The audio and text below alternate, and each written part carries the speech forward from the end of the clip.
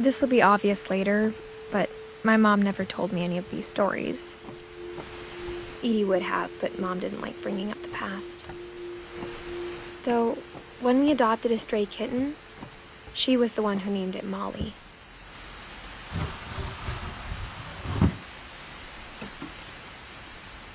I spent a lot of time in Great-Grandma Edie's room.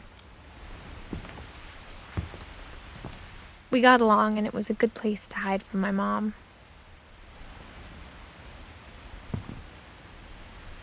Louis died a week before we left, but Edie had already started to memorialize him.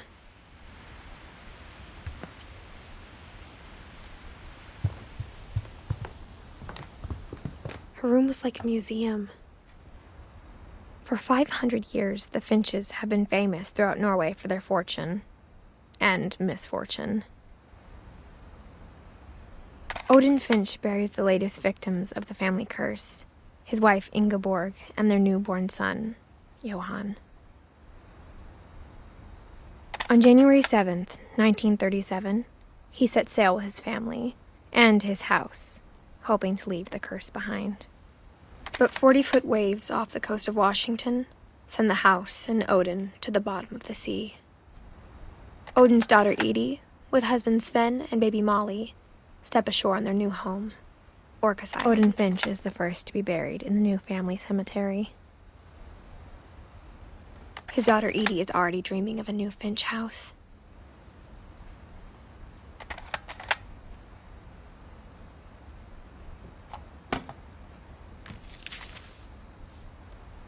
Whatever's wrong with this family, it goes back a long ways.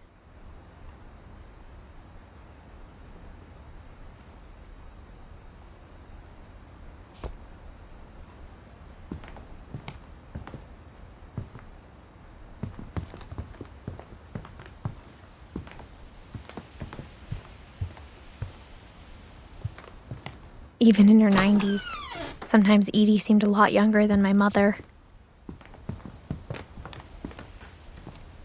When Edie told people Sven was killed by a dragon, she could also have said he was building a dragon-shaped slide that collapsed.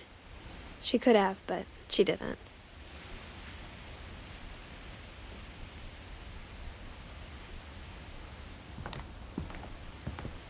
One summer, they evacuated the island, but Edie refused to go. For a few weeks, she was a celebrity.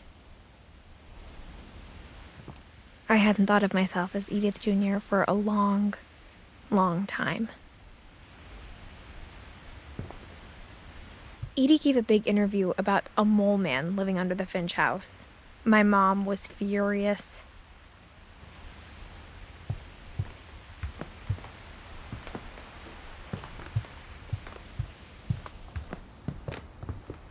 The only trace Grandpa Sam's first wife, Kay, left on the house was the pink bathroom.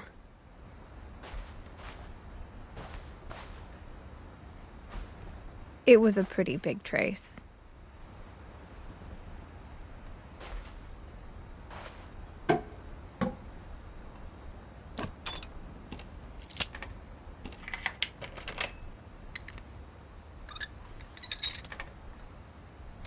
There's a secret in this bathroom.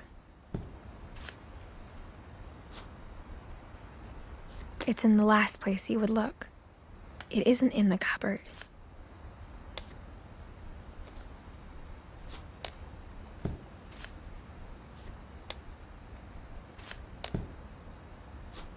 It's hidden in this book.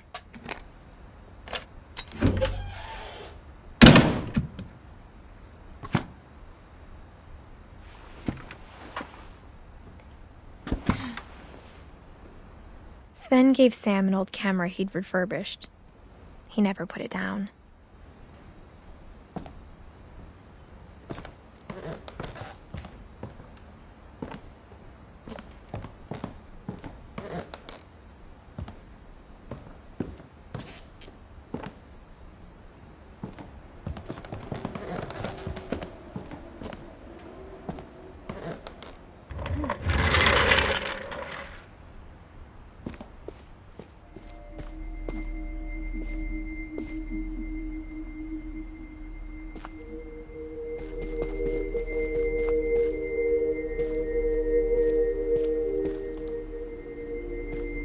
I knew Grandpa Sam had a twin, and that he never talked about him.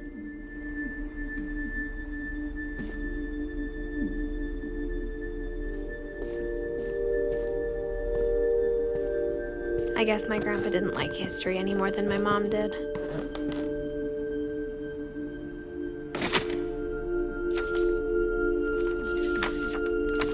How I Want to Remember My Brother by Sam Finch. The thing I remember is that when he made up his mind, that was it.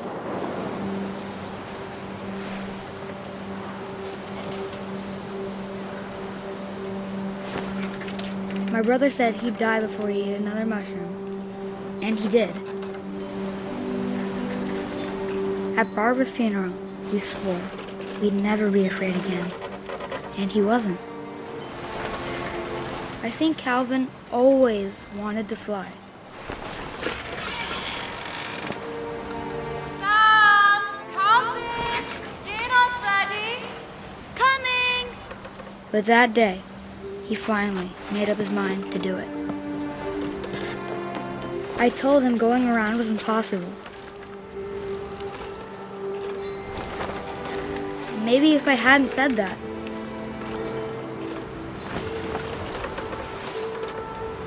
Calvin, I'm not gonna tell you again. or maybe if the wind hadn't picked up, then maybe he'd still be here.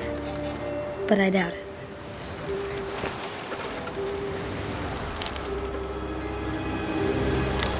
I think he'd already made up his mind.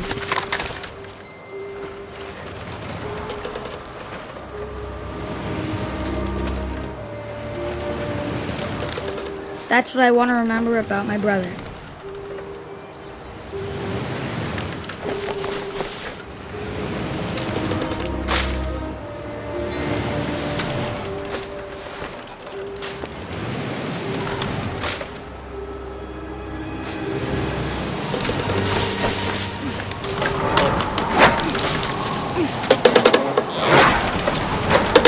The day he made up his mind to fly, and he did.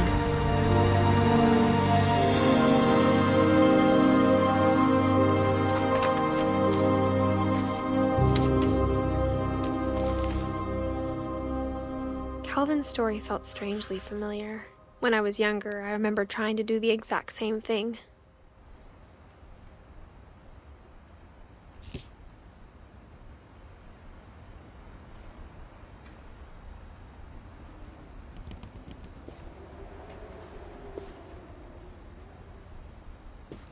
After the funeral, Edie roped off Calvin's half of the room.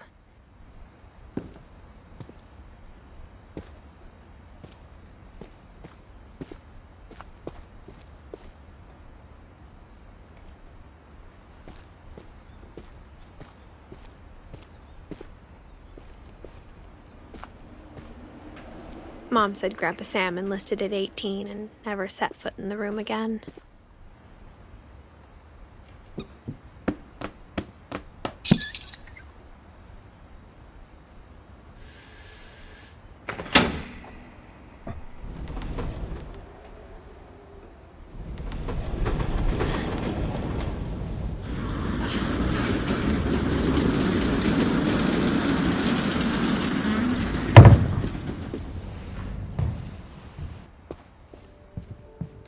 The passages were a pretty tight fit. They'd obviously been built for smaller hands and bellies.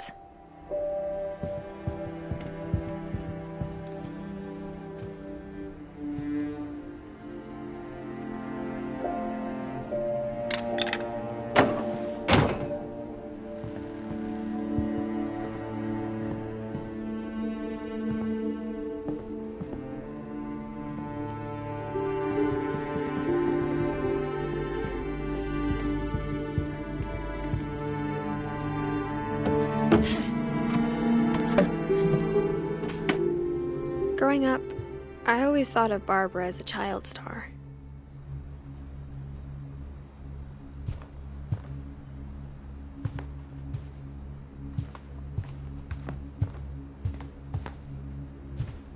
I never thought about how hard it must have been for her afterwards.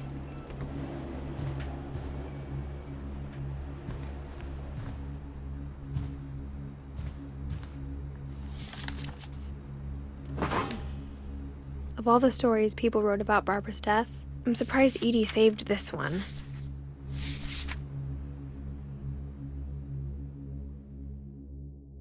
Old Jack here with another ghastly tale inspired by America's most unfortunate family. I'm calling it The Surprise Ending of Barbara Finch. As a child star, Barbara was famous for her scream. Now at 16, she was all washed up. A has-been. But in a lucky break, she'd been asked to perform her signature scream at a local convention for monster movie fans. It was just the boost her career needed. Unfortunately, her scream hadn't aged well.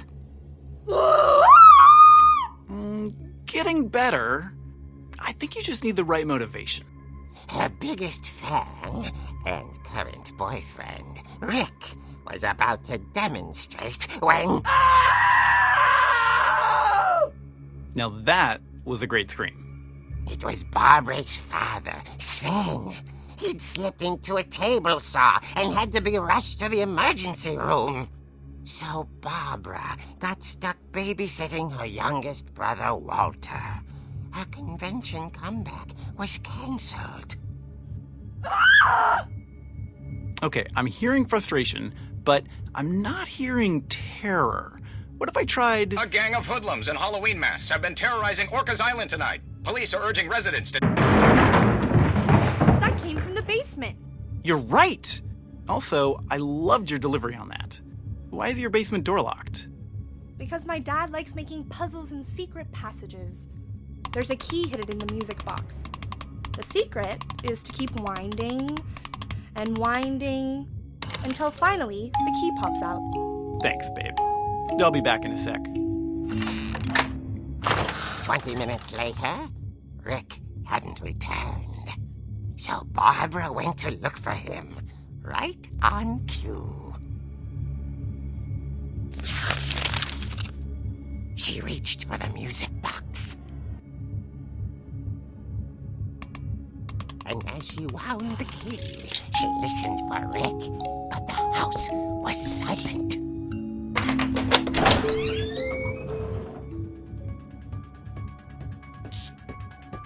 Rick?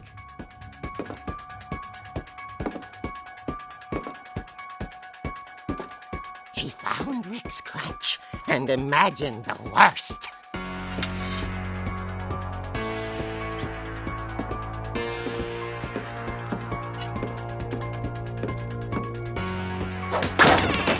The gang's leader is the infamous Hookman killer, Dr. Carl Hamill, who impaled and then ate his family 10 years ago tonight.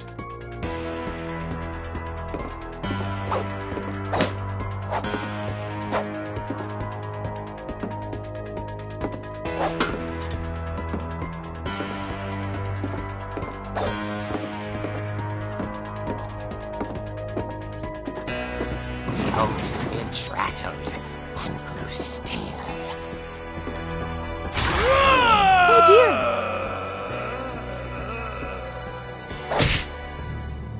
Oh! Rick? Barb, relax. I was just trying to scare you to help you find your scream. Well, I'm not scared, Rick. I'm furious. Then act furious. All I'm getting from you now is that you're hurt and confused and She threw him out, but she kept a little something to remember him by. Barb, have you seen my other crutch? And she was still holding it when she fell asleep watching the late picture show. Hours later... Barbara! Walter, what's going on up there? Ah! Okay, I'm coming up, but if this is a trick, you're dead, Walter.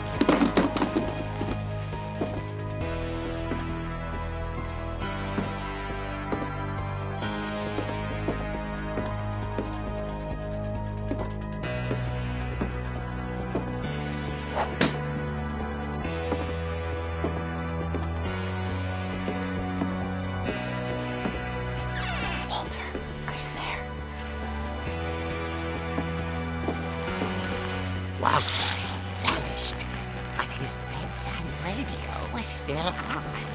Orcas Island police describe the man as 6 feet tall, with a steel hook for a hand. Residents are urged to lock all doors and windows and notify the police of any suspicious activity. Barbara turned, saw the hook man, and was speechless. He was quite smashing.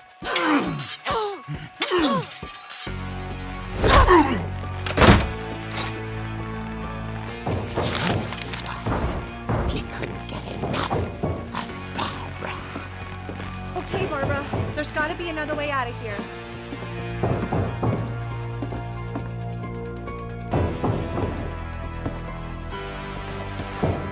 That night, she played her part beautifully.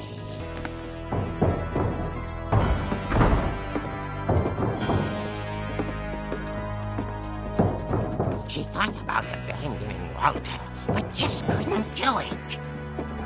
Molly's door hadn't been opened in years. The hinges grow.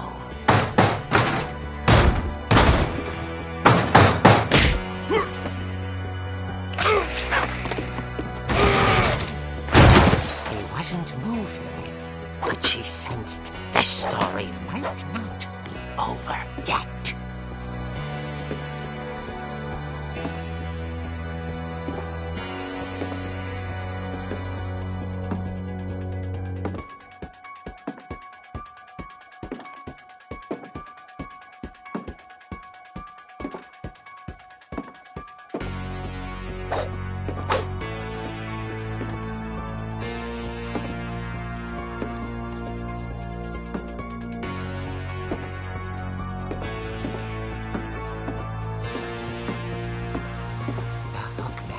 Had vanished. She listened for his breathing, but all she heard was...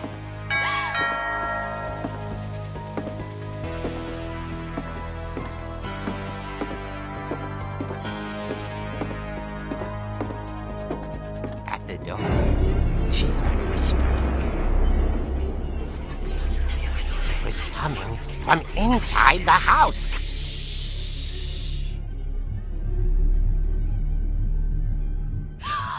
Oh dear. The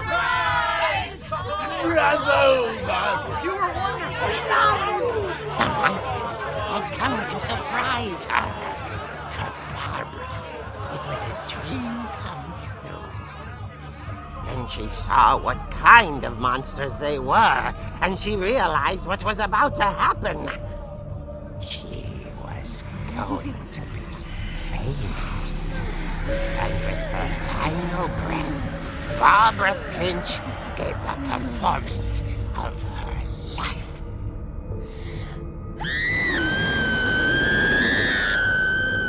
I wasn't there myself, but I hear Barbara was magnificent. Poor girl. She had a taste for stardom. But unfortunately, so did her fans. Of course, the police blamed it all on poor Rick, who disappeared the same night. And little Walter? Hiding under his bed the whole time. He took it all pretty hard, but that's another story. As for Barbara, tucked inside the music box is all they ever found of her. Her ear. Now that's what I call a real eerie tale.